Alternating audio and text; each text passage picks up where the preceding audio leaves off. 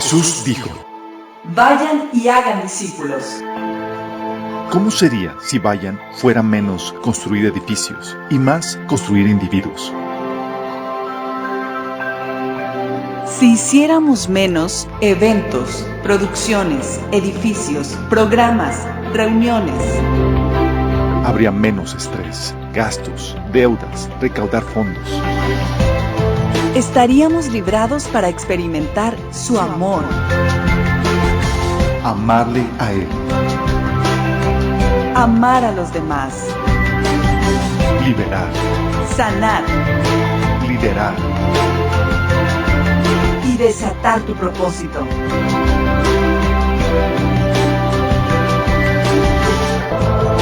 Esto es discipulado.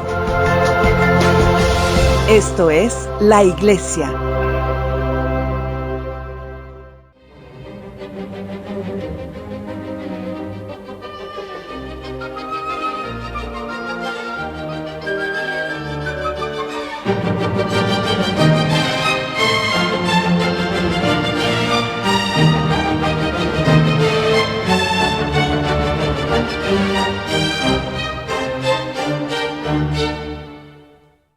Amado Padre, te alabamos, te bendecimos. Eres tan bello y tan hermoso, Padre.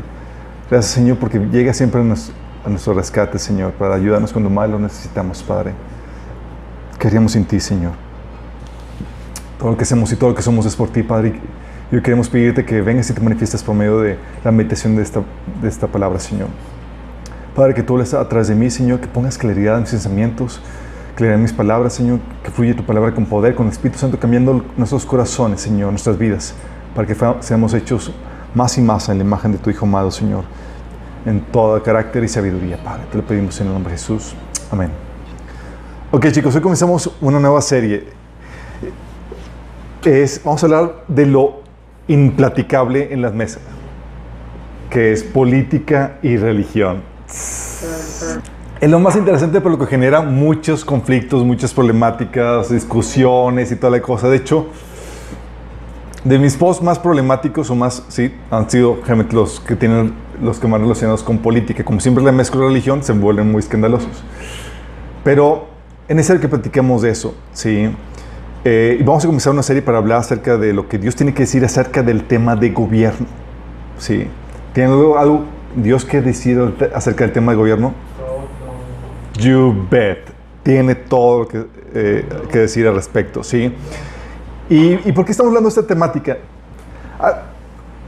Mira, estamos platicando esta temática de política porque es necesario. Hay mucha ignorancia y vamos a platicarte acerca de una de las problemáticas, pero es un tema que generalmente no se habla en las iglesias. No vas a encontrarte una iglesia donde diga, vamos a hablar hoy de gobierno, de política, todo.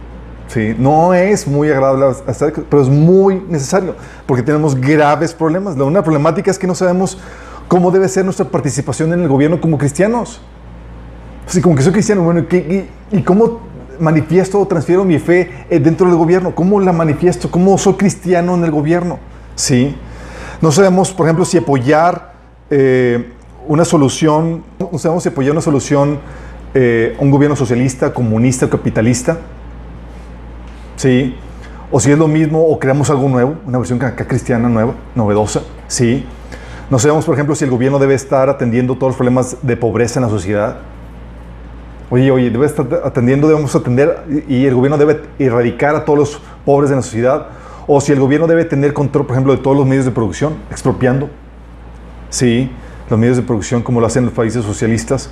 O vamos a permitir, la queja de algunas personas, la disparidad económica que suele darse en los países capitalistas, unos muy ricos y obviamente otros con mucha pobreza. No sabemos nada acerca de eso, cuál es la porción socialista, capitalista o algo nuevo. De hecho hay pastores que me dicen, no, es que Jesús era socialista, y yo, era socialista. ¿Cómo dices eso? Y pastores, líderes de iglesia diciendo ese tipo de cosas. ¿Por qué? Obviamente por la ignorancia que hay. Hay unos que dicen, oye, el gobierno es la solución, busquen en el gobierno la solución a los problemas de la nación y personales. Lo ven como la solución a todos los problemas, ¿sí? Y piensan que es posible, por lo mismo, la utopía. ¿Saben qué es la utopía? es así como que la sociedad ideal, con la situación ideal, con todo así hermoso, aquí en la tierra por medio del gobierno. Y el gobierno lo va a traer, y el gobierno es el medio para hacerlo, ¿sí? Piensan que podemos establecer a la perfección el día de hoy el reino de Dios en el tiempo presente con nuestras propias fuerzas y por medio del gobierno. Entonces muchos quieren alcanzar la utopía y ven en el gobierno la solución y la medio para alcanzar esa utopía. Luego a otro dice, no, es que no necesitamos, la solución no es el gobierno, sino poner un presidente cristiano. Con que pongamos un presidente cristiano, sí. De hecho, en los 80s y 90s, principios de 2000, orábamos los cristianos, Señor, pon un hijo de Dios ahí en el gobierno, que sea luz y que sea sal y que pueda ser... Y uno de los primeros personas que lograron poner un gobernador cristiano fueron los de Chiapas. Un gobernador cristiano. Y los dejó... terrible, o sea, robó así a lo bruto. De hecho, recuerdo ese gobernador cuando estaba haciendo campaña, fue a la iglesia y todos los cristianos orando por él, aleluya, un cristiano en el gobierno. Y piensan que lo único que falta, que lo único que se necesita, una persona cristiana con el Espíritu de Dios, con la moral de Dios, para que pueda hacer luz y sal en la tierra. Y piensan que en ese sentido, la filosofía política o el modelo político no es necesario, no necesitas meterte en esos detalles, porque no es un asunto de filosofía, sino de práctica. De hecho, una persona, un compañero de Facebook me criticaba porque decía, es que la filosofía no, todas las filosofías políticas son buenas. Lo interesante es poner en práctica cualquiera de esas filosofías, porque todos proponen algo bueno. Y vamos a ver que nada que ver. Sí. Hay filosofías que causan y traen destrucción, ¿sí? De hecho, como parte de esto, algunos cristianos, por no tener claridad y nada más pensar con que tengas una moral cristiana y el Espíritu de Dios es suficiente, se lanzaron algunos cristianos a formar un partido cristiano, ¿sí? Al principio del 2000. De hecho se llamaba Partido de Encuentro Social, ¿sí? Pero la problemática es que no tenían una ideología clara, una ideología política clara, y se definía nada más por políticas conservadoras como a favor de la vida, la familia, contra el aborto, y nada más, pero no había una filosofía de política clara en cuanto a cómo debe llevarse a cabo el gobierno de forma cristiana, ¿sí? Pero la problemática es que cuando te diriges por políticas y no hay una filosofía clara, enraizada en la Biblia, suceden con un montón de controversias. Hay cristianos que, por ejemplo, están a favor de la pena capital. ¿Cuántos aquí están a favor de la pena capital? Otros en contra, unos están a favor de las guerras, otros jamás se enlistarían. De hecho, hay una película de ¿cómo se llama? El que no quería matar a nadie. ¿Cómo se llama la película? ¿Cómo se llamaba en español? Hacksaw Ridge. Bueno, era un adventista que era así pacifista por completo, ¿sí? Y se enlistó, pero no para combatir, sino para ayudar como enfermero, ¿sí? Unos, por ejemplo, están a favor del derecho de armas y otros cristianos están en contra del derecho de armas, de portar armas. De hecho, un ministro cristiano, un pastor, por ejemplo, estaba proponiendo que el gobierno regulara cómo las iglesias deberían de llevarse a cabo sus órdenes internos, y estaba proponiendo, y es aquí en Monterrey sucedió, o sea, imagínate, estaba proponiendo este ministro que debería el gobierno exigir una educación mínima a los pastores. O sea, ¿cuándo sí, cuándo no? ¿Cuáles son los límites? ¿Cómo estructuras? ¿Y cuál es no hay un marco ideológico enraizado en la Biblia que nos dé una dirección clara? Sí lo hay, pero la mayoría no lo conoce, ¿sí? Otros líderes, por ejemplo, aspiraban a que el gobierno se sometiera a su autoridad espiritual. Es que los líderes políticos deben estar sometidos a la autoridad espiritual de nosotros porque somos los líderes espirituales. Sí, de hecho, yo iba a una iglesia, comunidad cristiana, y el pastor Richard Hayes nos platicó, me platicó a mí que cuando estaba en el proyecto de construir el partido cristiano, llegaron los líderes del proyecto y lo pusieron a los pies de él y de otros líderes eclesiásticos en un congreso. Como que queremos proponer que ustedes sean los líderes que nos estén dirigiendo en todo esto y tenemos este proyecto del partido. O sea, imagínate, ¿sí? O por ejemplo tienes el caso de ¿Se acuerdan de Margarita Arellanes, que cuando entregó las llaves de la ciudad a Jesucristo? En el 2013 nadie se acuerda. Todos, genial, y yo digo, no. Sí. Hay discrepancias y de eso, pero piensas que el gobierno debe estar sometido al liderazgo eclesiástico de la iglesia, ¿sí? Y todas estas discrepancias y posturas fuera del hogar se dan porque hay mucha ignorancia bíblica acerca del tema de política, ¿sí? Y lamentablemente, los líderes, los pastores, los ministros, la gente cristiana le saca la vuelta, pues es un tema polémico que puede ocasionar que gente se vaya de la iglesia. Imagínate que empiezan a hablar y que mostrando la Biblia te muestran que el partido al que le vas está mal. O sea, vas a pisar callos. Bueno, aquí vamos a pisar callos y vamos a reventarlos. Vamos a ponerle curita. Pero no es un tema, es un tema que polariza, que es polémico, es un tema que de hecho, tan polémico es, imagínense, una iglesia conservadora donde todos los cristianos acá bien entregados con el Señor, de un pastor, no me acuerdo el nombre, hace unas semanas, un mes y medio por ahí, se presentó Trump en la iglesia y él le compartió algo de Dios y aprovechó la oportunidad para orar por él. Bueno, el solo hecho de orar por Trump le ocasionó críticas y desaprobación por parte de una gran facción de la iglesia. Imagínate. Y estaban como, ¿cómo hiciste esto? Bla, bla, bla. Y lo hicieron público la discrepancia. ¿Sí?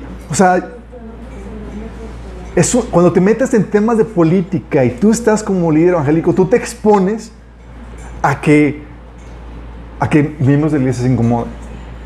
Pero déjame decirte, es algo normal. Sí. Y no esperamos déjame recordarles que la prédica tiene la intención de incomodar tu pecado. Esa es la intención. Si no logramos incomodar tu pecado, algo estuvo mal. Sí. Entonces, si hay algo en tu pensar o en tu actuar político que está mal, vamos a traer la luz de la Biblia y se te debe incomodar. Sí. Pero lamentablemente es un tema tan polarizado en ese sentido que los líderes de iglesia, para no polemizar y que no se vayan los miembros de la iglesia, no, jamás lo tocan. Por eso no vas a encontrarte iglesias que hablen de política, ¿sí? Luego, más aún, cuando esta ignorancia que ocasiona todas estas posturas, esta discrepancia de posturas y estas posturas fuera del lugar, lo viene por nuestra herencia en Latinoamérica, de que no tenemos la riqueza intelectual ni cultural de los países protestantes que fueron influenciados por politólogos, filósofos y pensadores cristianos de la Reforma. Con la Reforma, chicos, empezó a surgir una libertad de pensar y surgieron, imagínate, politólogos cristianos, filósofos cristianos, personas que le leían y que le estudiaban. Sí, uno de ellos, por ejemplo, John Locke y demás, eran personas que se empapaban de la Biblia y escribían tratados políticos y comentarios bíblicos. Nomás imagínate. Y esa herencia cultural, esa riqueza intelectual, se quedó allá en los países protestantes. Porque obviamente para que venga a Latinoamérica se tiene que traducir todo eso, ¿sí? O estudiar el idioma, ¿sí? Aquí el trabajo en español es muy incipiente por lo mismo, y lo poco que tenemos es gracias a obras de traducciones como Adolfo García de la Sierra, Víctor Prieto, que algunos conocen. Él tradujo algunas cosas, ¿sí? Y se publicaron. Víctor Morales, y que fueron publicadas por editoriales que son de índole más intelectual, como la editorial Cristiana Clie, que tiene su base en España. Entonces, tenemos que en Latinoamérica, en cuestión de política, los cristianos están haciendo sus pininos y la mayoría ciegas. No sabemos prácticamente nada acerca del tema. Entonces, imagínate la problemática. Y la riqueza está en intelectual y demás, está en otros idiomas. Sí, de hecho, recuerdo cuando estábamos platicando de temas de política y demás con mi pastor, estaba tan en shock porque pues obviamente le traba un poquito más que el promedio. Pues obviamente tenía que ver con la temática de mi carrera. Y la primera pregunta que me hacía era, ¿Quién estudiaste? ¿O qué libros o qué autores estudiaste? Y yo, pues tal, o sea... pues tal autor cristiano, tal... O sea, hay mucho material, chicos, en ese sentido, pero lamentablemente está en otros idiomas, ¿sí? Y aparte de la poca información que tenemos, y por causa de ello también tenemos un montón de tabús. Montón de tabús. Tenemos que luchar con la ignorancia y los tabús que abundan por causa de ella. Por ejemplo, el famoso tabú que es: Dios no se inmiscuye en asuntos mundanos. Dijo, su reino no es de este mundo. ¿Se acuerdan? ¿Han escuchado la frase? Jesús dijo que mi reino no es de este mundo. Y eso lo hemos ya comentado una y otra vez. ¿Se acuerdan a qué se refería con Jesús que dijo que mi reino no es de este mundo? Por 5 puntos. O sea, los valores, la cosmovisión. Cuando hablaba Jesús de que mi reino no es de este mundo, no está hablando que su reino no viniera a establecer este mundo, sino que no comparte. Cuando la Biblia habla del mundo, se refiere a 2 cosas. Se refiere a la creación buena de Dios, pasaje de tal manera amó Dios al mundo, ¿sí? Y la parte mala que es los valores, creencias y prácticas que se contraponen al reino de Dios. Por eso dice 1 Juan, no amen al mundo ni las cosas que hay en el mundo, porque el que ama al mundo no tiene el amor de Dios. Entonces, cuando la Biblia habla del mundo, se refiere a 2 cosas. Y cuando Jesús está diciendo mi reino de este mundo, significa que no comparte los valores, creencias de este mundo. Porque en este mundo los súbditos pelean por el rey. En el reino de nuestro Padre, el rey da su vida por sus súbditos. Es diferente, no es de este mundo. Sí. Entonces, descontextualizan ese pasaje y olvidan que un día Jesús tomará el control de los reinos de este mundo. Apocalipsis 11:15, que dice: el séptimo ángel tocó la trompeta y hubo grandes voces en el cielo que decían: los reinos del mundo han venido a ser de nuestro Señor y de Jesucristo. Y Él reinará por los siglos de los siglos. ¿Quién va a reinar? ¿De quién van a venir a ser los reinos de este mundo? De Jesús. ¡Wow! Entonces, ¿tiene que ver la Biblia con política? You bet. Claro, sí. Y los cristianos, el otro tabú es que los cristianos no deben de inmiscuirse en asuntos mundanos como la política, sino que deben santificarse de esas cosas del mundo. Entonces deben apartarse, retraerse, no deben de participar en eso. Olvidando, por ejemplo, que Pablo llama a los gobernantes. ¿Cómo llama Pablo a los gobernantes? Siervos de Dios. Parecieran más de siervos del diablo, ¿no? Fíjate que dice Romanos 13, del 3 al 4, dice: porque los magistrados no están para infundir temor a los que hacen el bien, sino al malo. ¿Quieres, pues, no temer la autoridad? Haz lo bueno y tendrás alabanza de ella, porque es servidor de Dios para tu bien. ¿Son qué? Es servidor de Dios. ¿Sí? ¡Qué fuerte! La Biblia menciona entonces que tú puedes servir a Dios en el gobierno. ¡Claro! ¿Te puedes inmiscuir? ¡Claro! Nada más que no es cualquier cosa ahorita como está la situación en el gobierno. ¿Sí? La otra situación, el otro tabú es que la política y la religión no se mezclan. No, es que no se deben mezclar. Cuando en realidad, chicos, son inseparables. Inseparables. Porque, como veremos, la religión nos proporciona la cosmovisión que necesitamos para discernir el orden legal que los gobiernos establecen. O sea, la religión te da esa visión que te ayuda a discernir el orden legal necesario para los gobiernos. Por eso, no es de sorprenderse que en todos los gobiernos muestren preferencia hacia alguna filosofía o religión a costa de las demás. Y muchos incluso reprimiendo a las demás. Sí. Esos tabús, yo de acuerdo, tuve que lidiar con eso. Porque aquí déjame platicar algo de mi trasfondo. Yo estudié estudios internacionales, que es una mezcla de algo de comercio con política internacional. Yo me metí porque me gusta mucho el asunto de la política, los que no se han dado cuenta. Entonces, me gusta la política. Estaba estudiando estudios internacionales y yo tuve la fortuna de que al inicio de mi carrera pude exponerme a autores cristianos que me permitieron ver cómo la religión determina las premisas de las filosofías que dan forma a todo gobierno. O sea, tú ves el gobierno y dices, bueno, detrás de ese gobierno, todas las premisas filosóficas que lo sustentan son religiosas. Y te enseñaban y te ayudaba a detectarlas. Y cuando tú ya detectarlas, te ibas a los fundamentos del gobierno, que era esa filosofía, esas premisas filosóficas religiosas. Tú nada más hacías el cambio y llegabas a otras conclusiones, a otras formas de gobierno. otra normativa para el gobierno. ¿Sí? Así es que, conociendo eso, lo hice tema de mi tesis. Imagínate. Sí. Entonces, a cambiar las premisas que dan forma a las formas de gobierno que tenemos actualmente, cambié las premisas y recuerda, ahí de hecho, ahí está el libro, la tesis la convertí en libro y está ahí publicado en la página de Minas en la sección de escritos. Pusimos las premisas y unas premisas cristianas, ¿sí? Y la asesora de mi tesis, recuerdo, nos pasamos en su casa discutiendo a las 11, 12 de la noche. Y ella en shock. Porque me decía, es que Chuy, si es correcto lo que estás diciendo, entonces significa que Dios está metido en todos los asuntos de la vida. Y yo, Dice, entonces, ¿dónde quedó nuestra libertad? Él gobierna sobre todo. Era la inquietud, genuina, obviamente, entonces, si Dios gobierna sobre todo, pues, ¿qué? Pero estaba en shock de que Dios tuviera injerencia en asuntos del gobierno. Así en shock, así que se quedaba. Y era lo que me reclamaba. Entonces, esto está muy fuerte. Imagínate. Sí. Luego, yo le pasé mi tesis a una maestra que nos enseñó teoría política. Obviamente, desde el punto de vista humanista, con una cosmovisión y una religiosidad humanista. Y pues obviamente mi tesis contradecía muchas cosas porque estábamos cambiando el paradigma religioso. Sí. Y pues yo no sé qué darle la tesis, se forma parte de los sinodales que iban a evaluarte. Y yo, Todos obviamente los sinodales estaban enojados porque prácticamente estaba retando o contradiciendo lo que ellos estaban enseñando. Sí. Entonces, de una forma polite y política, me panzaron. Sí.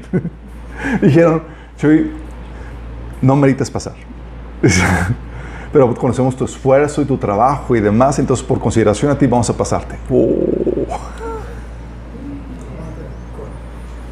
Entonces me pasaron y al final de la tesis yo se la pasé a un maestro que es el de filosofía económica de la Universidad de Veracruz. Él me dijo, me pidió permiso para usarlo en sus exposiciones. Sí. Y le terminamos convirtiendo la tesis en un libro, imagínate. Tal era mi pasión que eventualmente mi idea antes de meterme en la cuestión de los seguros y el pastorado era irme a estudiar la maestría en teoría política, imagínate. Sí. De hecho, fui aceptado en la London School of Economics, que para los que saben es así top en cuestión de esa temática. Gracias a Dios, no proveyó. Antes de que entraron López Obrador había ya problemas también con la CID y no apoyaban a gente que estudiara cosas de política. Ya. Sí, pero Dios tenía preparado otra cosa, ¿sí? Pero el shock era para los maestros, los sinodales, y con la tesis que estamos demostrando, estamos demostrando que Dios tiene injerencia en asuntos de política. Y para gente del mundo es así, estupor. Aún para cristianos. Es como que, ¿cómo Dios, Dios se va a meter en la política y cómo lo hace y por qué y toda la cosa? Tú lees a lo largo de la Biblia que Dios está sumamente involucrado. Por ejemplo, tiene Dios un gobierno en el cielo donde Él es rey. Porque eso no sabías. Él es un político. ¿Te acuerdas cuando... ¿Te acuerdas en Daniel 4:37 que dice Nabucodonosor, alabo y exalto y glorifico al Rey del cielo? ¿Quién es? Es Dios. O sea, porque procede siempre en rectitud y justicia y es capaz de humillar a los soberbios. ¿Sí? De hecho, por eso Jesús hablaba del gobierno celestial en sus parábolas y Él decía, el reino de los cielos. ¿Sí? Y ese reino de los cielos, chicos, ¿qué crees? Está en plan de conquista. Y estamos aquí para anunciar a la tierra que, chicos, venimos a conquistarla. ¿Sí? Ríndanse ahorita. Aún estamos en son de paz. Ahorita estamos avisando son de paz. Exactamente, somos la embajada que Dios ha enviado por delante para pedir a la gente que se rinda y se convierta al reino de Dios. Porque cuando venga a establecerse, se va a quitar a todo opositor a Él. Uy, qué heavy. Entonces, aún en la tierra, chicos, el cielo gobierna sobre los gobiernos de este mundo. Ahí en ese mismo pasaje de Daniel 4, del 25 al 26, le estaban decretando a este Nabucodonosor un castigo hasta que reconociera, fíjate lo que dice. 7 tiempos pasarán sobre ti hasta que conozcas que el Altísimo tiene dominio en los reinos de los hombres y que lo da a quien Él quiere. Y en cuanto a la orden de que te dejen en tierra la cepa de las raíces del mismo árbol significa que tu reino quedará firme luego que reconozcas que el cielo gobierna. Ándale. O sea, no, el Señor te puso, órale. Y vamos a, para mostrarte que el Señor te puso, te vamos a quitar un ratito hasta que reconozcas que el cielo gobierna. Dios gobierna, chicos, al punto de que la Biblia te enseña que la autoridad de los gobiernos, toda autoridad, viene de Dios. Sí, Romanos 13, del 1 al 2 dice: todos sométanse a las autoridades públicas porque no hay autoridad de Dios, no hay autoridad que Dios que no haya dispuesto, así que las que existen fueron establecidas por Él. Por lo tanto, todo el que se opone a la autoridad se rebela contra lo que Dios ha instituido. Los que así proceden recibirán castigo. Entonces, oye, las autoridades de gobierno vienen de Dios, ¿sí? Y Él también forma y estructura gobiernos. De hecho, Él estableció la forma de gobierno que Israel tendría, así como sus leyes civiles y penales. Él puso lineamientos en Deuteronomio 17 para los reyes. Puso un código militar en números 1 y números 10, número de Deuteronomio 20, 21, 23 y 24. Código militar, imagínate. Puso un código penal con establecimiento de penas, de sanciones, en Éxodo 21, 20, 24, Levítico 24, Deuteronomio 19. Un código civil que delimitaba incluso los derechos y libertades en Éxodo 21, 22, Deuteronomio 24. O sea, Dios estructurando el gobierno. Y dice, no, Dios no está involucrado en política. Sí. De hecho, nuestro Mesías, que a veces nada más lo tenemos como identificado como un maestro, un profeta, el Salvador. Nuestro Mesías es un rey. Es un rey, sí. De hecho, por si acaso no tenías la identidad del Mesías como un rey, chicos. ¿Se acuerdan cuando entregaron a Jesús ante Pilato? ¿Sabes cuál fue la acusación de los líderes religiosos y de los ancianos de Israel? La acusación de, ¡hey! Pilato, él dice ser el Mesías, un rey. ¿Qué es lo que dice? Este hombre ha estado llevando al pueblo por mal camino al decirles que no paguen los impuestos al gobierno romano y al afirmar que él es el Mesías, un rey. O sea, se está poniendo tú por tú con César. ¿Qué onda? Sí. Y de hecho, en Lucas 1:32, el ángel Gabriel presenta al Mesías por nacer como el heredero del trono de David. ¿Y tú crees que es así como que heredero nada más para hacer nada? No, es para gobernar al pueblo de Israel. Sí. Eternamente. Sí, de hecho, Jesús dijo que sus discípulos iban a comer y vivir en su mesa, en su reino, y se iban a sentar en tronos para juzgar las 12 tribus de Israel. Y a nosotros también nos prometió, no las 12 tribus, pero otras. Sí. A ver, sí. Entonces el Mesías es rey. Y a la iglesia, como les comenté, se le prometió gobernar como parte del gobierno del Mesías. Apocalipsis 2, del 26 al 28 dice: a todos los que salgan vencedores y me obedezcan hasta el final, les daré autoridad sobre todas las naciones. Gobernarán las naciones con vara de hierro y las harán pedazos como si fueran ollas de barro.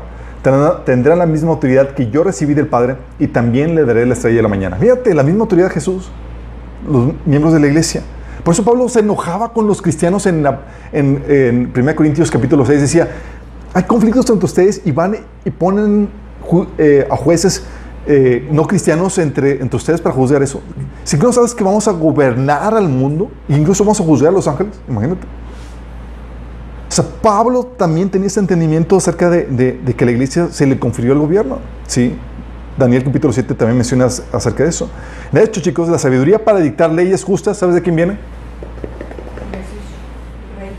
¡De Dios! Proverbios 8, del 15 al 16 dice: gracias a mí, la sabiduría, reinan los reyes y los gobernantes dictan decretos justos. ¿Gracias a quién? A la sabiduría que Dios provee. Los mandatarios gobiernan con mi ayuda y los nobles emiten juicios justos. Y Dios, por ejemplo, esa es una de las primeras cosas que pidió al rey Salomón: sabiduría para compartir el evangelio, para gobernar. Si algo estaba este joven inexperto, sin experiencia, jovenzuelo, estaba, ¿cómo yo gobernar a todo este pueblo? ¿Sí? Primera Reyes 3, del 7 al 9 dice: ahora Señor, mi Dios, me has hecho rey en lugar de mi padre David. No soy más que un muchacho y apenas sé cómo comportarme. Imagínate las ceremonias reales y toda la cosa y él, ¿qué hago? ¿Qué hago? Sí, me paro, me siento, sí. Dice, sin embargo, aquí me tienes un siervo tuyo en medio del pueblo que has escogido, un pueblo tan numeroso que es imposible contarlo. Y la petición, yo te ruego que le des a tu siervo discernimiento para gobernar a tu pueblo y distinguir entre el bien y el mal. De lo contrario, ¿quién podrá gobernar a este gran pueblo tuyo? Y de hecho, algo que debes entender es que Dios juzga a los reyes y gobiernos de la tierra. ¿Quién los juzga? Dios mismo, chicos. De hecho, Abraham le decía, tú eres el juez de toda la tierra, ¿no harás justicia? ¿Quién es el juez de toda la tierra? Dios mismo. Génesis 18:25. Jeremías 25:31 dice, Jehová tiene juicio contra las naciones. Él es el juez de toda carne. Él es el que se siente, chicos, y dice, esta nación, este reino, ya merece parecer. Sí. De hecho, en Apocalipsis 15, del 3 al 4 dice, grandes y maravillosas son tus obras, Señor Dios Todopoderoso. Justos y verdaderos son tus caminos, Rey de las naciones. ¿Quién no te temerá, oh Señor, y glorificará tu nombre? Pues solo tú eres santo, y por lo cual todas las naciones vendrán y te adorarán, porque tus juicios se han manifestado. Él es el juez de todas las naciones, chicos. Por eso, ¿te acuerdas cuando descendió Dios y tuvo una comidita aquí, muy rica, con Abraham, antes de ir a su trabajo legislador? ¿Se acuerdan? ¿Dónde iba Dios? ¿A Sodoma? ¿A qué? A ejecutar juicio. A emitir juicio. Vamos a ver cómo estábamos, Sodoma. A ver cómo andas. Dame cuentas. Imagínate. Y el Señor le dijo a Abraham, el clamor contra Sodoma y Gomorra resulta ya insoportable y su pecado es gravísimo. Por eso bajaré a ver si realmente sus acciones son tan malas como el clamor contra ellas me lo indica, y si no, así he de saberlo. O sea, Dios dándote la imagen de un juez que toma la evidencia y evalúa cuál es la condición de un pueblo, de una nación. Qué temor, ¿no? Qué pavor. Saber que Dios, no, porque déjame decirte esto, no ha dejado Dios de hacerlo. No ha dejado Dios de hacerlo. Sí. De hecho, ¿se acuerdan las naciones que fueron sacadas o fueron aniquiladas por el pueblo de Israel? ¿Se acuerdan? Porque no crean que el pueblo, la tierra prometida estaba vacía. Así como que unos buenos moradores dijeron, vamos a construirle esto al pueblo de Israel para que tenga sus vides y tenga sus casas ya construidas y demás. Y vamos a dejárselas ya construidas. Porque el Señor no puso eso en su corazón. Estaban ahí, chicos, pero ya la sentencia de Dios era, ya, hay que sacarlos. De hecho, dice Deuteronomio 9, del 4 al 5, dice, cuando el Señor tu Dios los haya arrojado delante de ti, no vayas a pensar, el Señor me ha traído hasta aquí por mi propia justicia, para tomar posesión de esa tierra. No, el Señor expulsará a esas naciones por la maldad que las caracteriza. De modo que no es por tu justicia ni por tu rectitud por lo que vas a tomar la posesión de su tierra. No, por la propia maldad de esas naciones hará que el Señor tu Dios las arroje delante de ti. Así cumplirá lo que juró a tus antepasados Abraham, Isaac y Jacob. Entonces, ¿por qué, chicos? Por la maldad de ellos. De hecho, dices, oye, que Dios tan injusto en hacer esto. Miren, chicos, Dios es tardo para la ira, es muy paciente. Y le dio más de 400 años a estas naciones. De hecho, Dios habló a Abraham y le dijo antes de que tuviera su descendencia, dice, tú vas a tener descendencia y tu descendencia va a estar en Israel y va a estar 400 años ahí. Sí, porque el pecado de las naciones cananitas no ha llegado al su colmo. O sea, estoy siendo paciente, estoy viendo si se arrepiente. Y Dios da paciencia, pero cuando llegue el juicio, bye.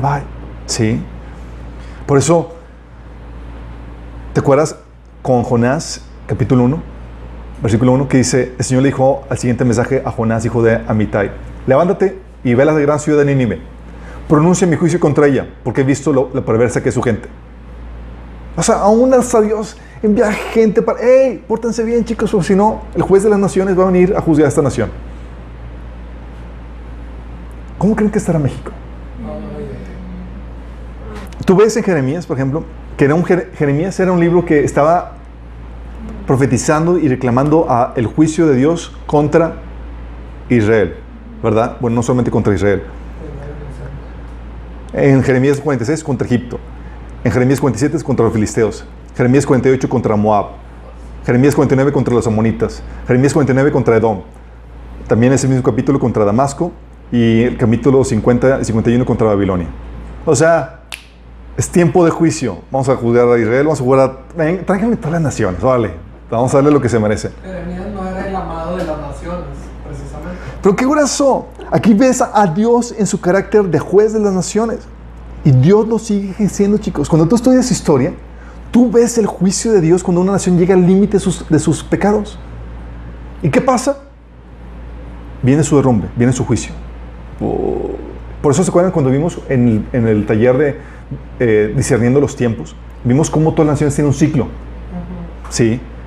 Bueno, cuando el pecado empieza a abundar y demás, viene el juicio, la decadencia de esa nación. Sí. Y el Mesías, chicos, por ejemplo, cuando venga su reino, Él va a establecer su gobierno sobre toda la tierra. Isaías 2, del 3 al 4 dice, por ejemplo, muchos pueblos vendrán y dirán, vengamos, subamos al monte del Señor, a la casa de Dios de Jacob, para que nos enseñe sus caminos y andemos por sus sendas. Porque de Sión saldrá la ley. De Sión, chicos, va a salir, de Sión, para los que no sepan, es Jerusalén. De Jerusalén va a salir la ley para todo el mundo. Porque vamos a establecer un gobierno mundial, chicos. Dice, de Jerusalén la palabra del Señor. Él juzgará entre las naciones y será árbitro entre muchos pueblos. Convertirá sus espadas en arados y sus lanzas en hoces. No levantará espada nación contra nación y nunca más se adiestrará para la guerra. Cuando habla de que Él será juez, que juzgará entre las naciones y será el árbitro de muchos pueblos, chicos, no está hablando solamente de Jesús, está hablando de Jesús y su cuerpo. Nosotros. Qué heavy, ¿verdad? Dice, pero ¿cómo es posible si tenemos muchos problemas entre nosotros? Bueno, más vale que te vayas alineando, por favor. Sí. Y eso tiene sentido, chicos, porque a fin de cuentas Dios gobierna sobre todo. Si hay algo... Todo lo que dice Juan 1, del 1 al 3, dice que todo lo que existe, Dios lo creó. ¿Estamos conscientes? Si algo existe, ¿significa qué? Dios lo hizo. Y si Dios lo hizo, Él es el propietario y Él es su legislador. Dios gobierna sobre todo. Dice Salmo 103, 19. El Señor ha hecho de los cielos su trono. Desde ahí gobierna todo. Nada se le escapa, chicos, porque Él es el creador de todo. Y así como tiene principios para la familia, la paternidad, las finanzas, las empresas, la iglesia, y hemos estado viendo en los diferentes talleres del discipulado cómo Dios gobierna sobre muchas áreas. Y hemos visto muchas cuestiones de la vida donde Dios tiene sus principios y sus diseños y sus normas, ¿verdad? Bueno, también lo tiene para el gobierno. También las tiene para el gobierno. El área de gobierno no escapa de su dominio, chicos. También Dios ha diseñado cómo debe ser el gobierno. Él tiene principios para el gobierno. La problemática es, ¿los conoces tú? ¿Los conocemos como cristianos? Y si no los conocemos, ¿cómo queremos ser luz y salir en un área donde ni siquiera conocemos cómo los principios de Dios para esa área? Es terrible. Es que basta con que uno sea una persona moral. No, mi chavo. Sí, tú puedes ser un padre de familia muy bueno, pero si eres un ignorante en cuanto a los principios de Dios para la familia, te aseguro, problemas garantizados. Sí, porque no conoces el principio de Dios para la familia. Y lo mismo para la empresa. Tú puedes tener ser una persona muy moral, pero si no sabes los principios de administración, principios que Dios estableció para la empresa, vas a llevar a la quiebra. ¿Sí explico? Lo mismo pasa al gobierno, pero ¿qué es lo que sucede? El enemigo quiere hacer a un lado los cristianos del gobierno, chicos. Quiere mantener a los cristianos ignorantes. ¿Cómo vamos en eso, chicos? ¿Ha tenido resultados? Les reitero, con la Reforma Protestante, una de las primeras áreas que empezaron a florecer, ¿sabes cuál fue? No solamente fue la libertad de la iglesia, la teología, sino la política. La política, chicos. Empezaron a surgir claridad mental para saber cuáles eran los diseños de Dios para la política. Y con ello vino a traer libertades, se empezaron a defender los derechos y demás. Pero nosotros lamentablemente venimos de una herencia no protestante, sino católica. Y algo permanece o prevalece en la ignorancia. El enemigo nos ha mantenido así durante siglos. Sí. Entonces, quieren mantener a los cristianos ignorantes, quieren mantenerlos al margen. No se metan. Sí. Es un asunto no para ustedes. Y si participan, que participen mal. No sepan por qué quieren ejercer su voto o no sepan cómo ejercer el gobierno. Porque están ignorantes. ¿Sabes por qué quiere hacer esto el enemigo? ¿Por qué crees? Déjame decirte. Su reino se ejerce principalmente a través de los gobiernos de esa tierra. El reino de Satanás típicamente se manifiesta a través de los gobiernos de esa tierra, dictando leyes injustas, violando derechos y libertades, o no haciendo justicia, sino aceptando cohecho, corrupción. De hecho, chicos, uno de los principales instrumentos del enemigo para estar su reino de tinieblas reino de tinieblas en este mundo son los gobiernos. ¿Por qué crees que siempre son las autoridades las que persiguen a los santos, a los profetas, a los cristianos? ¿Quiénes eran los que persiguen? ¿La gente, la multitud? Ni. ¿Quiénes eran? El gobierno. El gobierno, chicos. El gobierno ha sido típicamente el instrumento que el enemigo ha utilizado en el Antiguo Testamento para perseguir a los profetas, a los santos del Antiguo Testamento, en el Nuevo Testamento también. ¿Quiénes perseguían a los cristianos?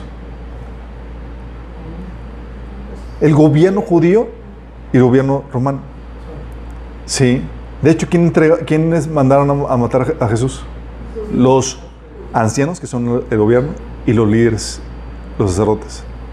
Sí. ¿Y cuáles son los regímenes? ¿Quiénes están llevando a cabo la mayor persecución de cristianos? Gobiernos, musulmanes, ateos y demás. Entonces, para el cristiano piensa el gobierno es porque si no está gobernando, si no hay una suficiente influencia cristiana, y el enemigo quiere quitar la influencia cristiana del gobierno, le das la puerta a que el enemigo pueda tomar control para... ¿Qué crees que va a hacer el enemigo? ¿Para qué crees? Para deshacerse de sus enemigos, de los enemigos que son los siervos de Dios. ¡Qué heavy! Como que así siento que este taller está llegando ya muy tarde. Por ahí hubiéramos... ¿Qué onda? Pero bueno, no vale tarde que nunca. Sí. Vamos a comenzar, chicos. Todo esto fue la introducción. Vamos. Vamos a empezar a entender la necesidad de gobierno. ¿De dónde viene? ¿Por qué? O sea, ¿qué este invento? ¿Qué onda? ¿Sí? Hay gente que dice, lo mejor sería que no tuviéramos gobierno. No, hombre. ¿No? ¿Quién importa que sí? ¿Quién importa? Si estuviéramos... Imagínate, vivir en una sociedad donde no te cobran impuestos. Pero sin gobierno, la anarquía total, pues sí. Claro, Sí. Bueno, déjame explicarte de dónde viene esto. Bíblicamente, ¿sí? Tú cuando estudias esta temática en la universidad, en las escuelas, te van a dar la perspectiva humanista, evolucionista, donde que a algún punto la sociedad, así el chico el hombre salió de su estado cavernícola para empezar a sociabilizar y vivir en comunidad y empezó todo eso. Pero bíblicamente no es así, chicos. Sí. Bíblicamente tenemos que el Señor estableció que en toda comunidad de seres humanos, por necesidad, se requieren reglas de convivencia. Toda comunidad, no importa cuál me digas. Hay una comunidad, requieren reglas. Tal vez no enunciadas, pero tácitas, entendidas y aceptadas por la comunidad en general. De hecho, Amós 3:3 te dice, ¿cómo podemos caminar juntos sin antes ponerse de acuerdo? ¿Cómo pueden dos caminar juntos sin antes ponerse de acuerdo? Porque donde hay dos o más, ya hay comunidad, chicos, y requieres ponerte de acuerdo. Si vas a caminar juntos, si vas a convivir juntos. ¿Sí? Necesitamos, oye, ¿cómo lo hacemos? Oye, ¿qué te puedo hacer? ¿Qué no te puedo hacer? Y demás. ¿Sí? O sea, yo recuerdo, y eso va desde pequeño, o sea, cuando nació Josías, Sammy le gustaba ponerle la almohada a Josías, así como que ahorcarlo. Digo, no, hijita, tú no puedes hacer eso. Sí. Sí. O sea, ¿qué puedes hacer, qué no puedes hacer? ¿Cuáles son los límites? ¿Cuáles son los límites de tu libertad? ¿Cuáles son mis derechos? ¿Qué puedo y no puedo hacer? ¿Cuáles son los castigos? Si acaso violo esas reglas. ¿Y quién va a poner esos castigos? Se requieren reglas. Es algo normal, ¿sí? Es especialmente cuando tenemos en nuestra naturaleza pecaminosa, tenemos una naturaleza pecaminosa que nos lleva a hacer lo malo, a violar las reglas. Sí, oye, ¿qué pasa si que todos obedecen las reglas? Pues genial, no se necesitan establecer castigos porque sabemos que todos vamos a obedecerlas. Pero la Biblia te dice esto, Romanos 7, del 18 al 19. Yo sé que en mí, y cuando está hablando a Pablo de él, no está hablando solamente de un asunto que estaba enfermo de algo él. Está hablando de generalidad ser humano. Y yo sé que en mí, es decir, en mi naturaleza pecaminosa no existe nada bueno. Quiero hacer lo que es correcto, pero no puedo. Quiero hacer lo que es bueno, pero no lo hago. No quiero hacer lo que está mal, pero igual lo hago. Y todos lo hemos probado, chicos. ¿Cuántos de aquí no hemos sucumbido a la tentación? ¿Sabes que no debes hacerlo? Pero... y terminas. Dices, ¿sabes qué prueba eso? Que tienes naturaleza pecaminosa. Bienvenido a esta humanidad caída. ¿Sí? Es parte de... Entonces, obviamente, si consideramos que tenemos una humanidad caída, una naturaleza caída, mucho más necesitamos establecer reglas. ¿Sí? No vamos a asumirlas. Es, oye, bueno, si se violan, ¿qué onda? ¿Qué castigo? ¿O qué se requiere? ¿Sí? Si todos tuviéramos la misma ley de Dios en nosotros y no tuviéramos naturaleza pecaminosa, ¿se imaginan? La necesidad de gobierno sería mínima o nula, chicos. ¿Cuántas leyes le dio Dios a Adán y Eva? Una. No comas de este fruto, hijito. Al principio.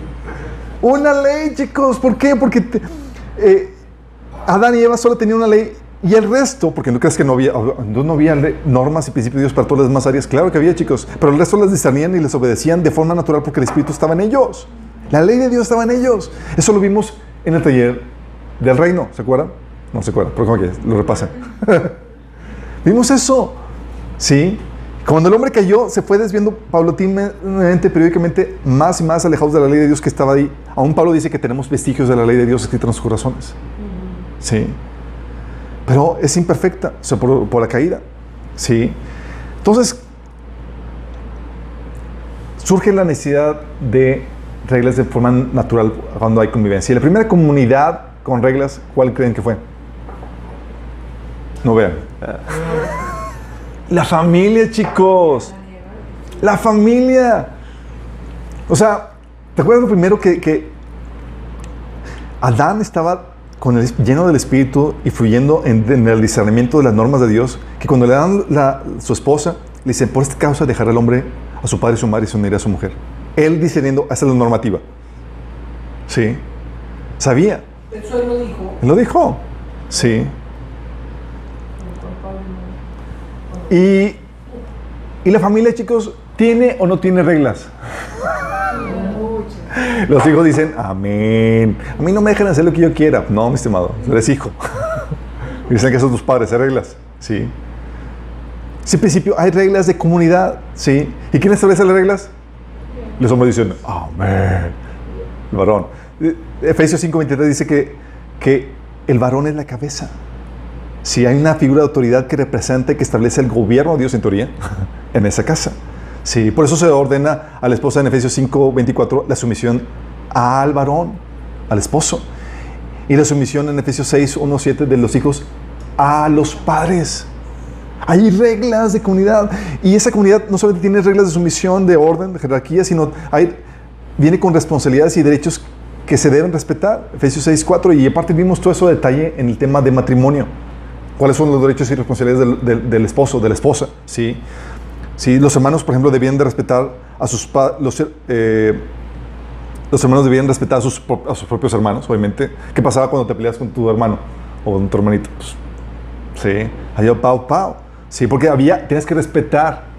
Sí, un respeto. Mis papás fueron los primeros, como quien dice, legisladores que te ayudaban a entender los derechos y libertades de otros individuos. Los derechos humanos. ¿De dónde vienen los derechos humanos? En mi familia me los enseñaron. Sí.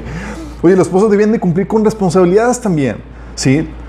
Todos teníamos, en la familia se da el primer núcleo donde todos tenían derechos que podían exigir los hijos, derecho a manutención, la esposa, derecho a manutención, sexo y demás. O sea, entonces lo vemos en detalle en el tema de matrimonio.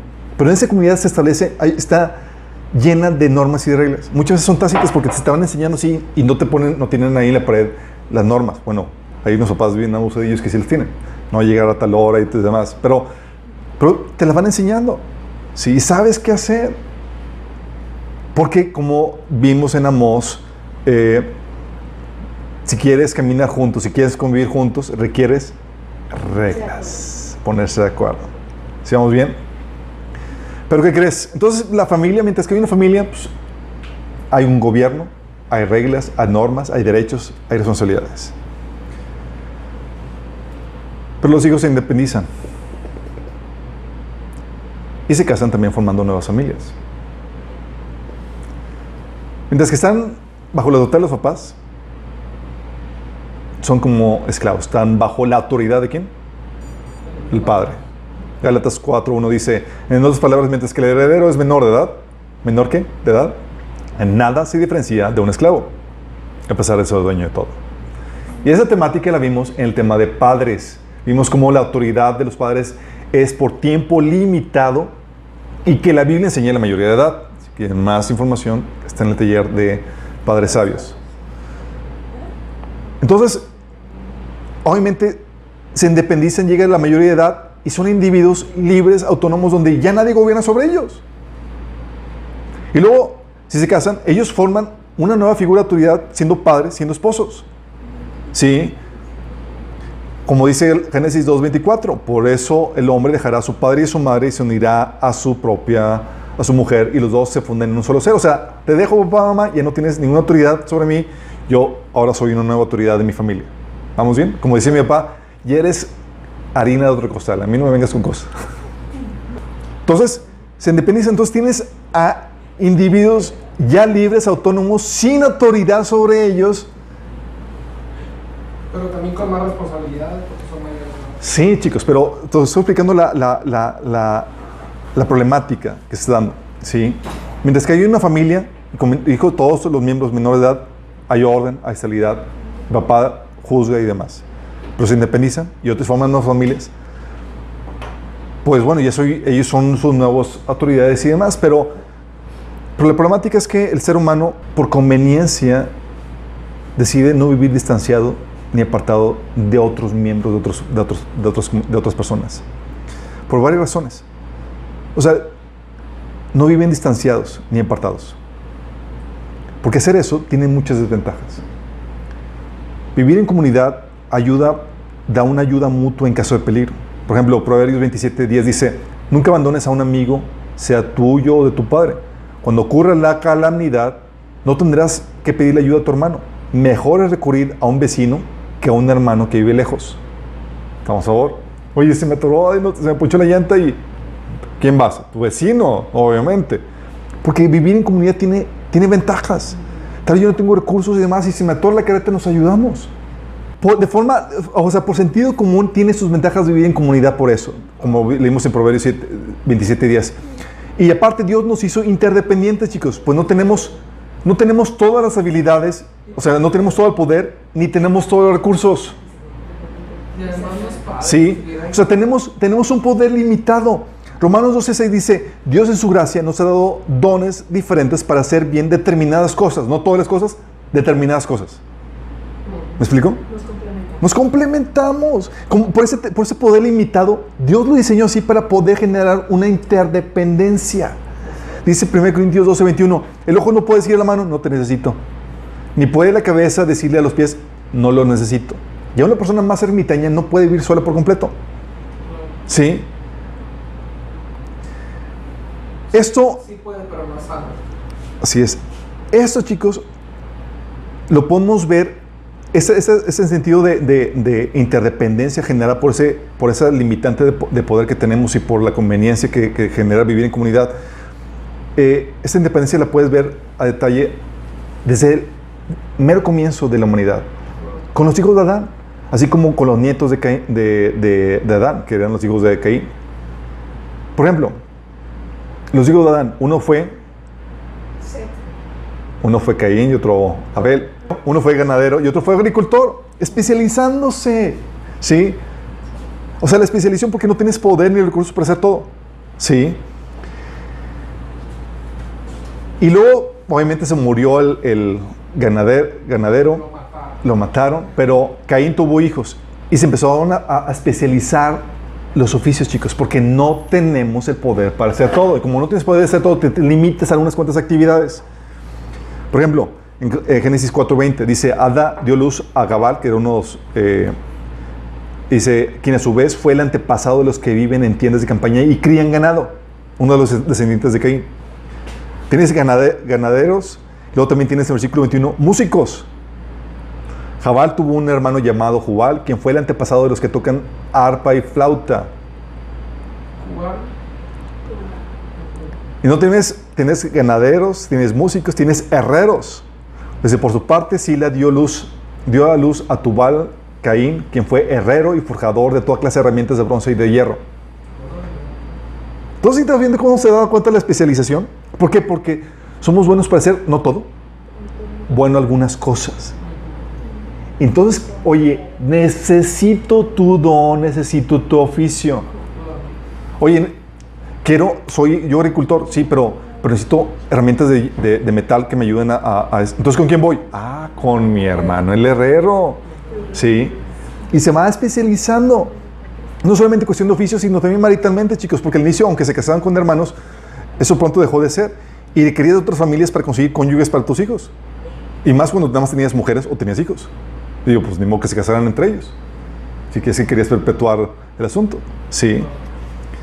Esta figura, chicos, de la interdependencia y cómo se va formando desarrollando la sociedad en una sociedad con personas especializadas en diferentes dones y oficios, es de cómo se va formando una sociedad, ¿sí? Es de cómo el cuerpo de hecho humano, voy a abrir un paréntesis, ¿sí? Así Dios tenía diseñado que se desarrollara el cuerpo de Cristo.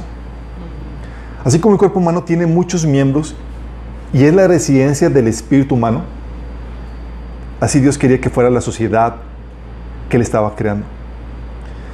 Nuestro cuerpo es la morada de nuestro espíritu, sí saben, ¿verdad? O sea, tú no eres tu cuerpo, simplemente este es el caparazón donde mora lo más importante que es tu espíritu. Sí, que la Biblia le llama nuestra morada terrestre, nuestro tabernáculo, nuestro edificio. De hecho, 2 Corintios 5:1 hace referencia a este cuerpo. Dice, porque sabemos que si nuestra morada terrestre, ese tabernáculo, se deshiciere, tenemos de Dios un edificio, una casa no hecha de manos eterna en los cielos.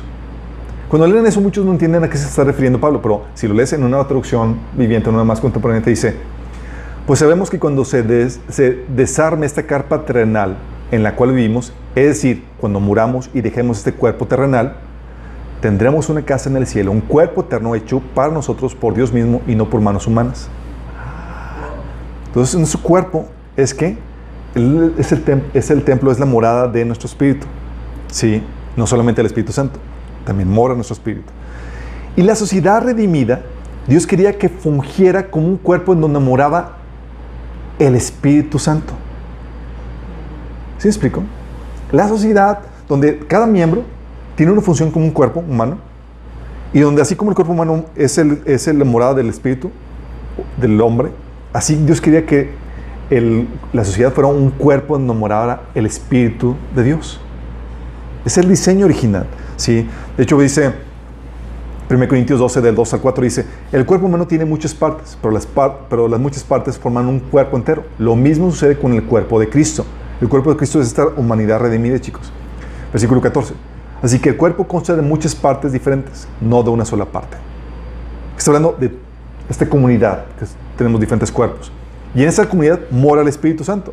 1 Corintios 3, del 16 al 17 dice, ¿no se dan cuenta de que ustedes juntos son el templo de Dios y que el Espíritu de Dios vive en ustedes? Nosotros como comunidad, chicos. ¿Sí? Dice, Dios destruirá a cualquiera que destruya ese templo. Pues el templo de Dios es santo y ustedes son ese templo. Capítulo 12, versículo 13 dice, cuando todos fuimos bautizados en un solo cuerpo por un mismo espíritu y todos compartimos el mismo espíritu, nos incrustaron en el mismo cuerpo, el cual donde mora el Espíritu Santo. Y así como hay órganos vitales para la vida del cuerpo, chicos, así también habrá miembros del cuerpo que son vitales, lo que se le conoce como columnas. Apocalipsis 3:12 habla de esas columnas. Dice: al que salga vencedor, lo haré columna del templo de mi Dios. Yo me imaginaba esto cuando recién me convertí. Qué terrible es convertir en una columna así todo parado, así, en un edificio. Como que, ¿qué de chido tiene eso? Pero no se refiere a eso. Se refiere a este cuerpo, que es esta comunidad, esta sociedad, donde te eres columna, eres parte crucial dentro de esta nueva sociedad. ¿Sí? No son estatuas de marfil, exactamente, sí. Dice, ya no saldrá jamás de ahí. Cuando yo escucho eso, digo, guácala, o sea, sin poderte mover y sin salir. Soy honesto con mi sinceridad en este sentido. Sí, entonces, hay miembros del cuerpo que son vitales, y dice el Señor que si tú te mantienes fiel, tú puedes ser esa parte vital dentro del cuerpo de Cristo. ¿Sí? Y Dios tenía pensado un desarrollo social en donde iba a mayor complejidad y diversidad, así como se desarrolla un embrión recién fecundado. ¿Qué pasa con el embrión? Pues son 2 células y demás, y se va multiplicando y se van generando partes del cuerpo de ese embrión. A más complejidad, chicos. ¿Sí? Aún de complejidad y diversidad. El desarrollo social, con todas sus posibles formas, áreas, instituciones, estaba diseñado por Dios, chicos. El desarrollo social fue diseñado por Dios. Oye, comenzaron 2 individuos y dicen, es que la institución de la familia es institución establecida por Dios. Todos los demás, chicos, Dios tenía pensado, y eran parte, Dios tenía previsto que surgieran. ¿Sí? Por eso Génesis comienza con un jardín, con 2 individuos, y Apocalipsis termina, ¿en dónde? En una ciudad con un pueblo. Entonces, ¿tenía pensado el desarrollo social? Sí, lo tenía pensado, lo tenía contemplado. Bueno, se cierra el paréntesis. Así es que es preferible, la gente al inicio supo que era preferible vivir en comunidad porque soy interdependiente. Tú eres ganadero, tú eres herrero, necesitamos mutuamente, le sacamos mejor provecho a las habilidades, a los dones, y aparte si se me atora la carreta, tú me puedes ayudar porque eres mi vecino. ¿Sí? Entonces tenemos a individuos libres y nuevas familias que por su interdependencia y conveniencia deciden vivir en una comunidad. Pero para ello, ¿qué crees? Necesitas reglas de convivencia, es decir, gobiernos que establezcan estas reglas. ¿Sí? Así surge la necesidad de formar las primeras ciudades desde el mero comienzo de la humanidad. Desde el comienzo comienza el gobierno, chicos. Y cuando refiero a ciudades, me refiero a sociedades con un gobierno que regulaba las reglas de convivencia. ¿Va? De hecho, Wikipedia lo pone así, dice: una ciudad es un asentamiento de población con atribuciones y funciones políticas, administrativas, económicas y religiosas, a diferencia de los núcleos rurales que carecían de ellas o total o parcialmente. Entonces, cuando habla de las ciudades, se refiere a poblaciones, comunidades que viven juntas, pero tienen como característica funciones políticas, ¿sí? Administrativas, ¿sí? Donde hay un orden, hay reglas. ¿Y saben quién fueron los primeros que fundó la primera ciudad? Primera ciudad, por 10 puntos. Caín, el hijo de Adán. Tienes a Caín, el hijo del primer hombre, construyendo las primeras ciudades. Dice, Caín tuvo, Génesis 4:17, dice, Caín tuvo relaciones sexuales con su esposa y ella quedó embarazada y dio a luz a Enoc. Luego Caín fundó una ciudad que llevaba el nombre de su hijo, Enoc. Tú lees esto y si no tienes todo el contexto dices, ¿una ciudad? Él, su esposa, su hijito, pues qué raro, ¿no? Es como que medio vacía, así como esas ciudades vacías que están en China y demás, que dicen, oye, sí, y como que jugaba a ser el político ahí sobre... Está raro, ¿no? Acuérdate que se independizan, sí. Entonces cuando él se independizó y él se fue a vivir lejos de su familia por la maldición que había recibido, acuérdense. Pero bueno, dándote de contexto, acuérdate que ellos vivían, en esa generación de los primeros humanos, la longevidad rondaba en eso de los 900 años. Entonces imagínate, dice la Biblia que cuando Jesús venga a establecer su gobierno sobre la tierra, va a restablecer el mundo a las cualidades prediluvianas hace tiempo, donde la gente va a morir. Dice que la persona más joven va a morir de 100 años. No, pero ya no va a morir. Sí, va a morir. Acuérdate que hay mortales e inmortales. Ah, sí, es cierto. Abusados, chicos, abusados. Es el primario. Entonces que van a tener, dice va a restablecer Jesús la condición del mundo a la condición prediluviana, chicos. Y en esa situación, fíjate como dice Isaías 60:22, dice, la familia más pequeña se convertirá en 1000 personas y el grupo más diminuto se convertirá en una nación poderosa. A su debido tiempo yo, el Señor, haré que suceda. Mírate, la familia más pequeña, 1000 personas. Imagina entonces, oye, cuando tienes este contexto dices, pues tiene sentido de que Adán y sus descendientes decidirán él mismo hacer una ciudad. Entonces, tiene sentido. No solamente tuvo un hijo, tuvo y sus hijos, muchos hijos. Sí. Imagínate. Entonces, 1000 personas. No es una pequeña familia. Entonces tenían ahí un montón de familiares. Entonces, ¿qué fue necesario? Vamos a hacer, y Adán dijo, Caín dijo, vamos a hacer una ciudad. Y cuando está hablando de ciudad, vamos a vivir en comunidad, pero con un gobierno.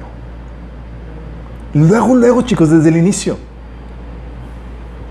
¿Se han visto eso? El gobierno desde el inicio. Y de forma natural, los padres de las primeras familias se convertían en los gobernantes de dicha sociedad. De forma natural, chicos.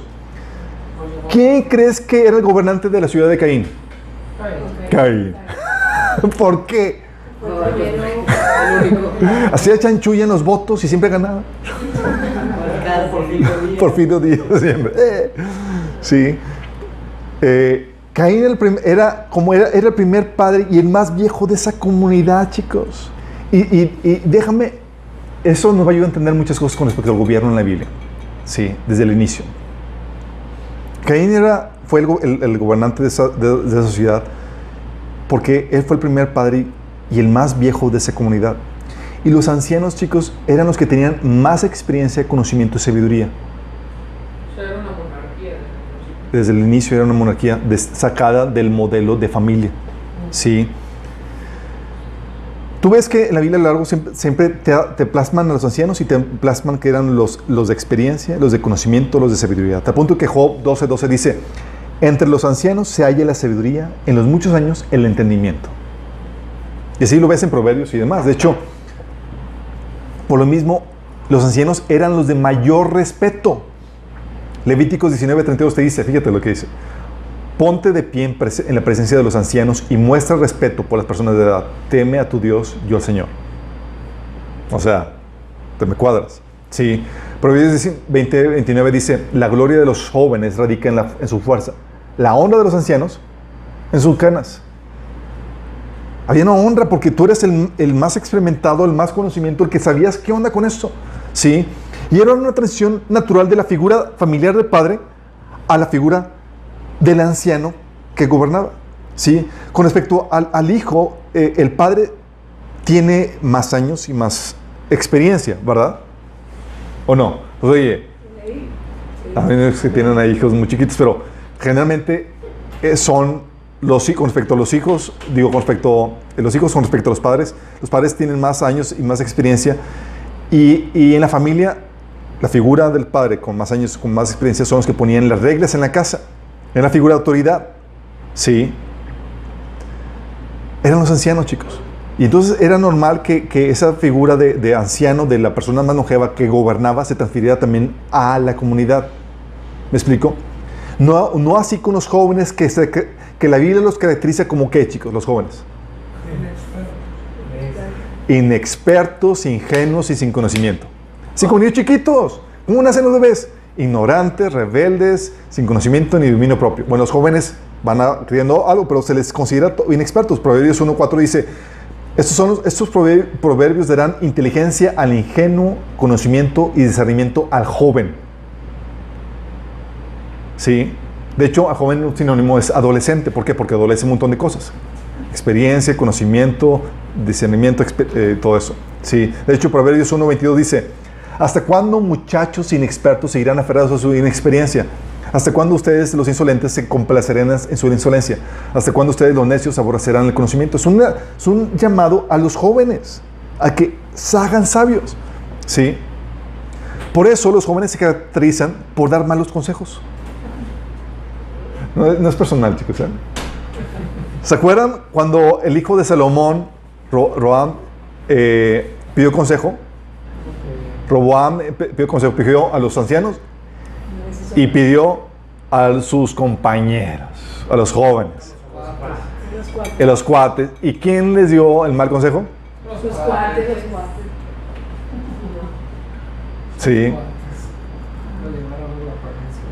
Por eso la opinión de los jóvenes suele ser despreciada. De hecho, en el relato de Job, un joven, en el versículo 32, Eliú, un joven, en el capítulo 32, versículo 6, dice Eliú, hijo de Bara, dice Eliú: yo soy joven y vosotros ancianos, por lo tanto he tenido miedo y he temido declararles mi opinión. Por lo mismo, porque los ancianos son los que tienen la experiencia y conocimiento de todo, ¿sí? Se cuadraban. Por eso, chicos, esto es muy interesante. A los gobernantes, ¿sabes cómo se les llamaba? ¡Ancianos! Empieza todo a cuadrar. ¿Sí? ¡Ancianos! Desde los inicios vemos eso. En los tiempos de Abraham, por ejemplo, Génesis, o sea, esto se fue traspasando desde el inicio, chicos. Génesis 23:10 dice: Efrón estaba sentado ahí entre los demás y respondió a Abraham mientras los demás escuchaban. Habló públicamente delante de todos los ancianos hititas de la ciudad. Abraham quería comprar un lugar donde enterrar a su esposa, y va con esas personas y va y se presenta con los ancianos. ¿Por qué los ancianos? Porque eran los gobernantes de esa comunidad. Porque es la transición normal, chicos. ¿Sí? Oye, la familia, ok, yo soy independiente, pero necesitamos reglas en la comunidad. ¿A quién vas? A los más longevos, a los que tienen experiencia, a los que tienen la figura como de padres. Y fue con los tiempos de Abraham, ves ahí con las poblaciones, eran los ancianos. En caso de José, ¿tú crees que Faraón gobernaba solo? Tenía sus ancianos, dice Génesis 57, dice: Josué fue a sepultar a su padre y lo acompañaron los servidores de Faraón, es decir, los ancianos de su corte y todos los ancianos de Egipto. De hecho, Dios validaba esta práctica con Moisés. Cuando Dios llamó a Moisés, ¿a quién le dijo? Moisés, ve y habla a los ancianos de Israel. Decía, ve y reúne a los ancianos de Israel y diles. Y le empieza a citar. ¿Por qué los ancianos? Eran los más influyentes. O sea, ¿te imaginas que llegaba Moisés? A ver, necesito a la gente más viejita de aquí, por favor. No, chicos, ya se sabía de forma natural. Era la forma natural en que evolucionaba el gobierno de una familia a un gobierno dentro de una comunidad. ¿Quiénes ponían las reglas? Los ancianos. ¿Me explico? Y se sabían, cuando hablaba de los ancianos, eran los que gobiernan tal comunidad. Y aquí se hablaba hablando al gobierno del pueblo de Israel que estaba en Egipto. Sí, de hecho, Dios formó, cuando llamó a Moisés, y él era el legislador que gobernaba sobre Israel durante todo el desierto. ¿Sabes a quién Dios llamó para que ayudara a Moisés? Hago preguntas muy sencillas, pero espero que las saquen bien, chicos. Sí, a los ancianos, exactamente. Números 11, del 16 al 25, cuando Dios llamó a Moisés a que buscara ayudantes, en donde pudiera depositar el Espíritu Santo, dice Dios: Jehová dijo a Moisés: reúneme 70 varones de los ancianos de Israel, que tú sabes que son ancianos del pueblo y sus principales, y tráelos a las puertas del tabernáculo y esperar ahí contigo. ¿Por qué? Para imponer el Espíritu Santo. ¿A quién llamó? Los ancianos. Los que saben que eran los principales de Israel. Porque los ancianos era la forma natural en que evolucionaba el liderazgo sobre una comunidad para que estableciera el gobierno. Sí. Así, los ancianos formaban parte intrínseca siempre del liderazgo. Sí. Cuando Dios llamaba a Israel y siempre convocaba asuntos importantes, siempre llamaba a los líderes, a los ancianos. Sí, como dice en Deuteronomio 29:10 y otros pasajes. Pero esto era normal en todas las comunidades antiguas de ese tiempo, chicos.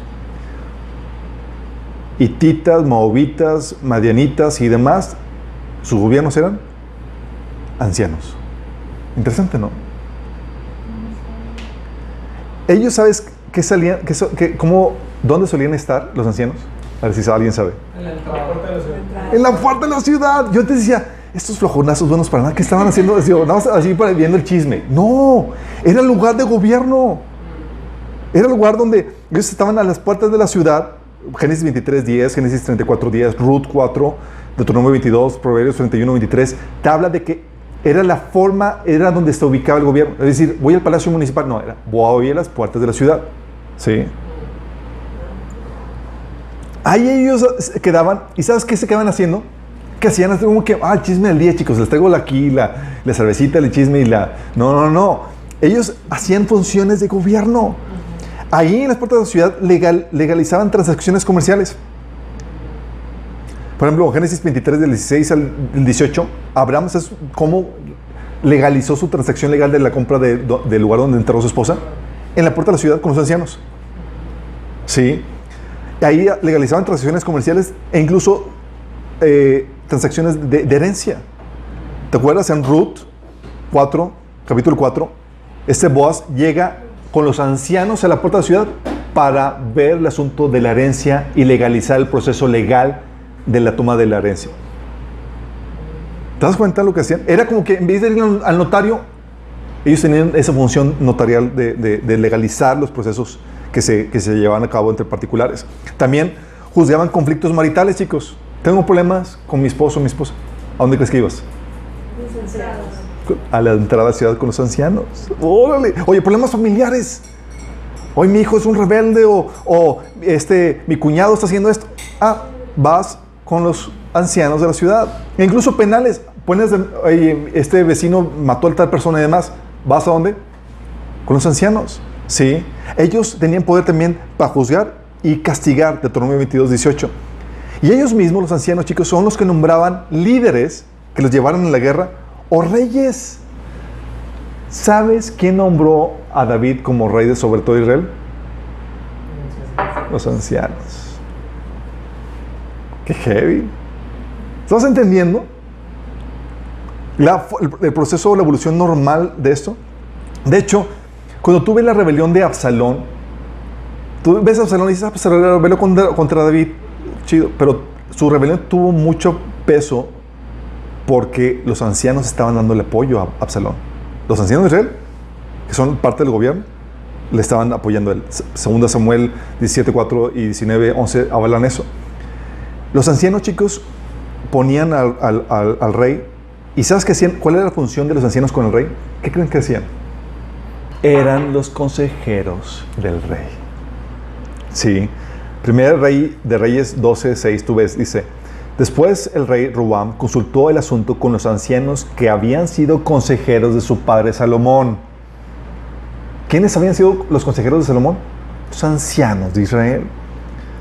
Y preguntó, ¿qué me aconsejan ustedes? Les preguntó, ¿cómo debo responder a este pueblo? Sí, eran parte de los que fungían, o entonces tu gobierno, los reyes, no era sin los ancianos, sino era con los ancianos que fungían como los consejeros que daban opinión y sabiduría a las normas de gobierno. ¿Sí me explico? Ellos incluso establecían normas sociales porque eso era su función de gobierno. Por eso, de hecho, chicos, los fariseos reclamaban a Jesús el asunto de la tradición de los ancianos. ¿Ahora entiendes? Dice Mateo 15:12, los escribas dijeron, ¿por qué tus discípulos quebrantan la tradición de los ancianos?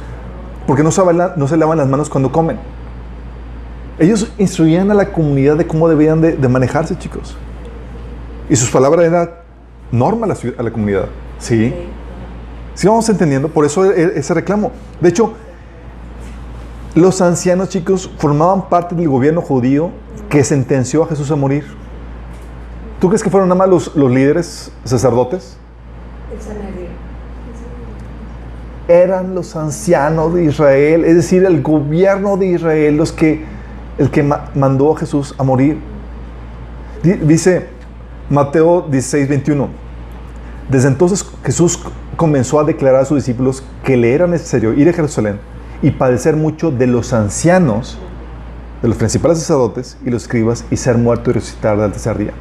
Cuando Jesús está hablando aquí de que tiene que padecer a mano de los ancianos, está hablando, tiene que padecer a mano del gobierno de Israel. ¿Vas entendiendo? O sea, los líderes, los encargados de gobernar a los ancianos, son los que mandaron a Jesús a morir. De hecho, lo puedes hablar un montón de versículos que te pongan en el bosquejo. ¿Sí? De hecho, los ancianos eran los que también perseguían a los discípulos. ¿Te acuerdan cuando mandaron a llamar a Pedro porque sanó un cojo? ¿Contra quién estaba compareciendo Pedro? Estaba compareciendo ante los ancianos, los que tenían la autoridad para juzgar. Dice Hechos 4, del 8 al 9. Pedro, lleno del Espíritu Santo, le respondió: gobernantes del pueblo y ancianos, hoy se nos procesa por haber favorecido a un inválido y se nos pregunta cómo fue sanado, reclamándolos que cómo se les ocurre procesarnos por esto. ¿Ante quién? Ante los ancianos.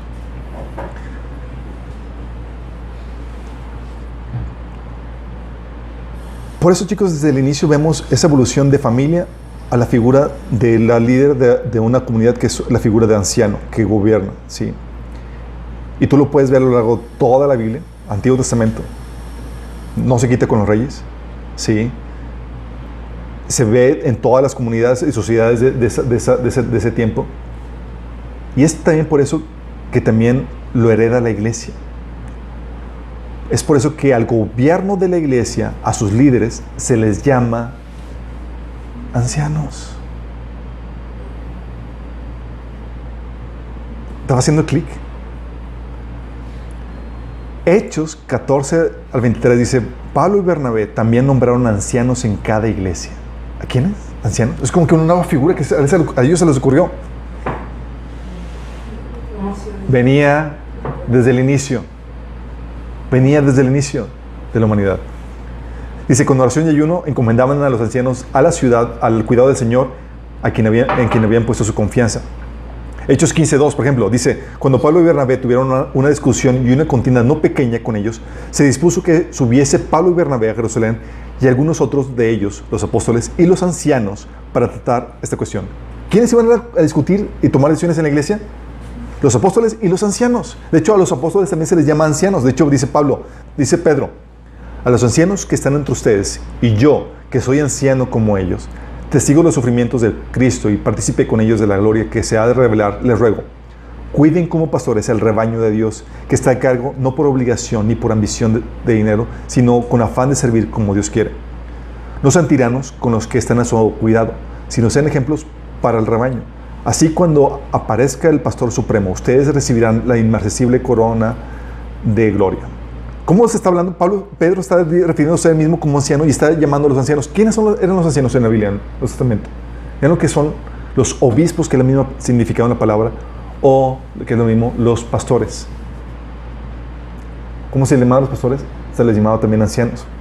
Sí, de hecho, Pablo, diciéndole a Tito, decía, 1 Tito 5, del 2 al 22, por esta causa te dejé en Creta, para que corrigieras los deficientes y establecieras ancianos en cada ciudad, así como yo te mandé. Sí. Y él establecía el criterio para establecer ancianos. Decía en el capítulo 2, versículo 2, que los ancianos sean sobrios, serios, prudentes, sanos en la fe, en el amor y en la paciencia y demás. De hecho, 1 Timoteo capítulo 3 menciona más características. Y es esta figura de anciano, chicos, en la que ves en el cielo rodeando el trono de Dios. Dice Apocalipsis 4:4, dice: rodeaban al trono otros 24 tronos, en los cuales estaban sentados 24 ancianos vestidos de blanco, con una corona de oro en la cabeza. ¿Quiénes son estos ancianos que están sentados rodeando el trono? ¿Quiénes son? Sentados en tronos. ¿A quién se le prometió sentarse en trono? La iglesia. Vestiduras blancas. ¿A quién se le prometió dar vestiduras blancas? La iglesia. ¿Tienen coronas? ¿A quién se le prometió dar coronas? La iglesia. Ok. ¿Quiénes son, chicos? Los líderes de la iglesia. Son la iglesia, chicos. ¿Vamos entendiendo? Son esas figuras de autoridad representadas, son la iglesia representada en estos líderes. ¿Sí? Y son el gobierno de Dios, chicos, llevándose a cabo por medio de ¿qué? De los ancianos. ¿Vamos entendiendo? Con eso, chicos, nos da una idea y tenemos la introducción de de cómo se desarrolla el gobierno y la necesidad de por qué se desarrolló el gobierno. Vamos a ver en la siguiente sesión los detalles respecto a, ok, hay un gobierno, pero cómo se desarrollan las reglas, las leyes, las políticas y demás. Ahorita sabemos que por necesidad, si querían convivir en comunidad, tienen que establecer reglas de convivencia. ¿Y quiénes eran los que ponías de forma natural? A los líderes más longevos, a los padres de las primeras familias que formaban esta comunidad. Y de ahí se forma toda la evolución de gobierno, chicos, que se ve a lo largo del Nuevo Testamento e incluso en el Nuevo Testamento. Y es la forma de gobierno que Dios estableció en la tierra. Sí. Vamos a ver, a entrar en detalles, cómo toma forma el gobierno en las siguientes sesiones. Pero ahorita por lo pronto sabemos que es algo bíblico y que Dios está sumamente metido. Y tú y yo no podemos sacarnos o salirnos por la tangente. Porque tú y yo, como iglesia, como miembros del cuerpo de Cristo, no solamente profesamos una religión, estamos llamados a ejercer el liderazgo, el gobierno, en un gobierno que Jesús va a establecer. Vamos a ser reyes y sacerdotes. Vamos a mezclar la política y la religión. ¿Terminamos con una oración?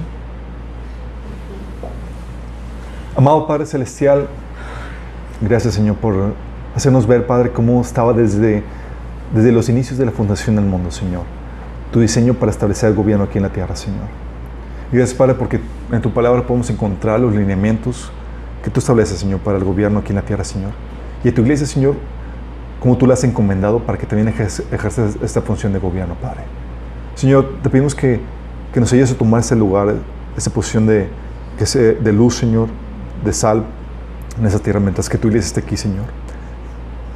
Que el enemigo no siga ganando terreno, Señor, en el área de gobierno, Padre, sino que podamos contrarrestar el avance en las tinieblas con conocimiento, con claridad en la mente, Señor, poniendo propuestas que traen libertad, que traen justicia en el gobierno, Señor.